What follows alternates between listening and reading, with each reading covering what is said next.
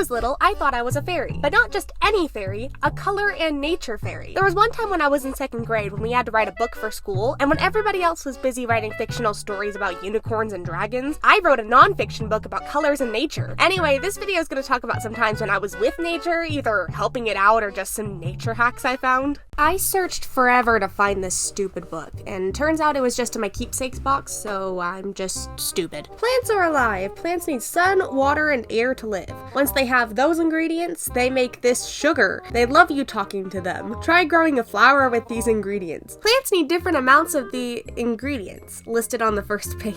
I think I just wrote down random flowers and took a guess on how much they needed of stuff based off of their name. Plants cannot turn brown, or else if they do, they are dying. Give them more of everything if they do that. They might not need more of everything. That might actually kill them more. How plants die. Plants die if they don't make enough food. Food comes from the leaves, so if the leaves fall off, give them food before they turn brown. Now look at the page with the grid. Which flower could you grow? By the way, I would do this thing in a lot of my books if I was drawing pictures, where I would just do a question mark because I couldn't think of a picture to draw, and I still kind of do that in these videos. If I don't know what to draw, then I'll just put some text on screen. Oh, it's still going.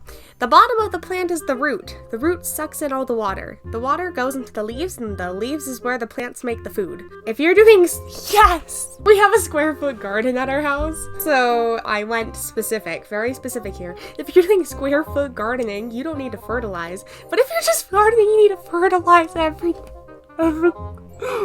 Holy crap, don't do that. Oh, see, I did the text thing here. If you don't know what to draw, then just do a big block of text. All things that are alive need water, sun, and air. If you are alive and plants are alive, that's how you could remember. Okay, so this information is probably going to be a lot more accurate. There are 3 primary colors, red, blue, and yellow. Mix them together to make the secondary colors. The secondary colors are, wow, that rainbow is a lot worse than the first one, are orange, purple, and green. They come from the primary colors. Primary colors cannot be made. Did you notice that on those 2 other pages, those 2 other pages only listed the rainbow colors? Look back and see. A rainbow is made from little raindrops and lots of sunlight. No, okay, I was really lazy. I just didn't want to draw anything different than a rainbow. White is kind of like a primary color. What other colors are like primary colors? What color do you like best?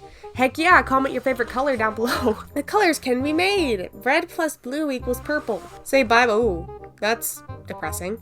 Did you like colors? Do you like plants? I love worms. All my friends at school hated worms and thought they were gross. I think they're adorable. Only one other person agreed with me, so the 2 of us set out to save worms. I was a nature fairy, so it was my duty to help nature as much as possible, and the day before it had rained. That meant that there were a lot of dead worms lying on the sidewalk, getting the life sucked out of them by that big orb in the sky. I forgot what it is called at the moment. We collected a couple of worms and I brought them home, put them in a container, put dirt in it, as well as some water. And the next day, they were alive? It actually worked. I don't know if that's even possible, but I guess we resurrected worms. There were some things I found I could do in nature, like rock riding, which fascinated me for some weird reason. But specifically, I found that you can make ice cubes. Not ice cubes, like slush cubes. Here's how you do it. Gather some snow and then squeeze the living heck out of it. Then find a random hot piece of metal and squash that sur on top of the metal. It'll melt flat, and then one side will look pretty and the rest of it can feel sad, which is why you do it to the rest of the sides. Once you're done, you'll have a beautiful ice cube, which you can then throw on the ground and stomp on. This reminds me of the time that I learned how to make chalk balls. I honestly think I could be the first person to come up with this. Parents watching this video, your kids are gonna love this. You might not love this though, it's a bit messy. Anyway, here's how you do it. Slightly wet a piece of chalk so that when you rub it on the sidewalk, a clay-like substance will form. Then you can take that clay-like substance and mold it into a ball, which you can then mix with other colors to get a multicolored chalk ball thing. I was actually a genius.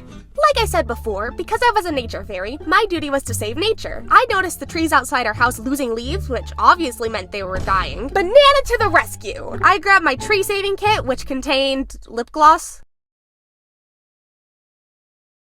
So I put lip gloss on a tree. It's the next day. Here's my chalk ball. Let's see how it works. Ta-da! So cool.